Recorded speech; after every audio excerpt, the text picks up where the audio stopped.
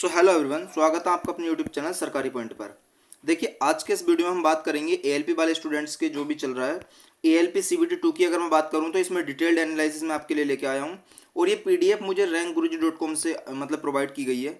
बाकी इसमें ये टोटल स्टूडेंट्स हैं 95,068 और अगर मैं बात करूँ पार्ट ए के एवरेज मार्क्स की तो वो है 67.36 और पार्ट बी में जो बच्चे फेल हुए हैं वो हैं इसमें से 39,139। इसका मतलब समझ रहे हो, देखो 95,000 है, इसमें से समथिंग 40,000 तो यार बच्चे पहले ही फेल हो गए। तो भाई कंपटीशन नाम की चीज़ यहाँ पर 55,000 में बची। अब 55,000 में बची है और इसके बावजूद भी 17-18,000 वैकेंसी की समथिंग भी है।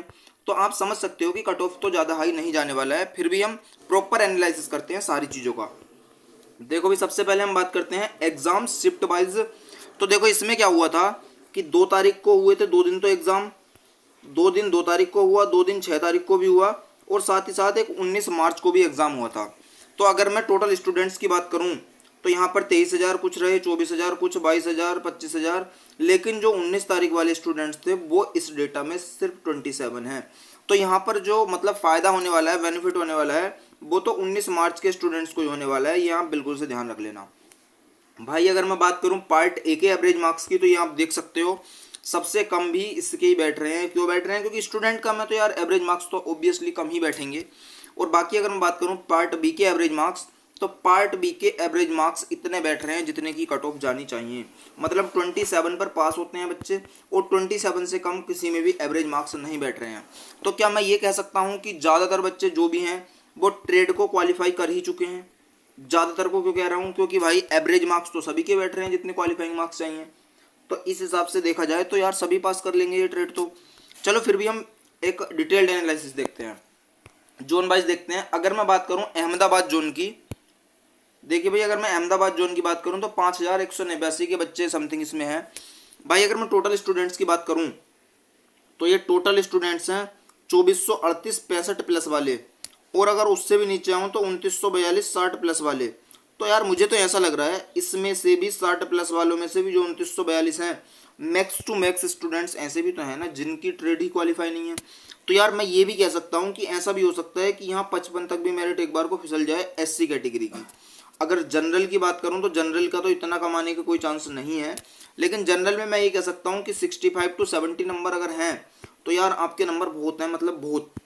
मुझे ऐसा लगता है कि इतने पर आपका सिलेक्शन हो ही जाना चाहिए, बशर्ते आपकी ट्रेड क्वालिफाई होना जरूरी है।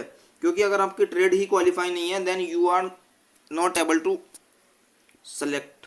ठीक है, समझ रहे हो ना? सेलेक्ट क्यों नहीं हो सकते आप?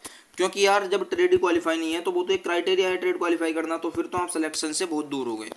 अगर मैं टॉपर्स की बात करूँ अहमदाबाद के तो ये देखिए 94, 92 और 91 नंबर ऐसे ऐसे लेकर आए हैं टॉपर कि आप समझ भी नहीं सकते हो। तो ये टॉप 10 स्टूडेंट्स का डेटा है जिसमें 89.68 पर 10वां स्टूडेंट आकर रुक गया है। वैसे ही अगर मैं बात करूं तो अजमेर जोन, भाई अजमेर का भी यही हाल है। मतलब मैं सभी जोन की ओवरऑल बात करने वाला हूं। ये मैं जो पीडीएफ है ना वो आपको प्रोवाइड करवा दूंगा अपने जो टेलीग्राम चैनल है उसको। अगर आपने अभी तक नहीं ज्वाइन किया है तो उसको ज्वाइन कर लेना, वो है सरकारी पॉइंट के नाम से, और इसके वीडियो के डिस्क्रिप्शन में भी मैं लिंक डाल दूंगा। बेसिकली एक ओवरऑल कट ऑफ की मैं बात करूं तो ओवरऑल कट ऑफ देख लेते हैं, कोई सी भी जोन से हो, किसी भी कैटेगरी से हो। अगर जनरल कैटेगरी से हो आप तो भाई जनरल वालों के लिए आपको मैं बता दूं कि 65 प्लस मार्क्स बन रहे हैं, 65 to 70, तो भाई बिल्कुल सेफ जोन में जा रहे हो। वैसे ही मैं बात करूं ओबीसी की तो भाई ओबीसी में भी ज़्यादा मार्क्स तो अंतर नहीं आएगा, लेकिन 65 प्लस मार्क्स अगर बन रहे हैं देन हो ही जाएगा उनका भी। भाई एससी और एसटी की बात करूं, भाई एससी वालों 60 प्लस और एसटी वाले 57 प्लस तक भी सिलेक्ट हो जाएंगे, बशर्ते आपकी ट्रेड क्वालिफाई होनी चाहिए, यही मैं बोल रहा हूँ।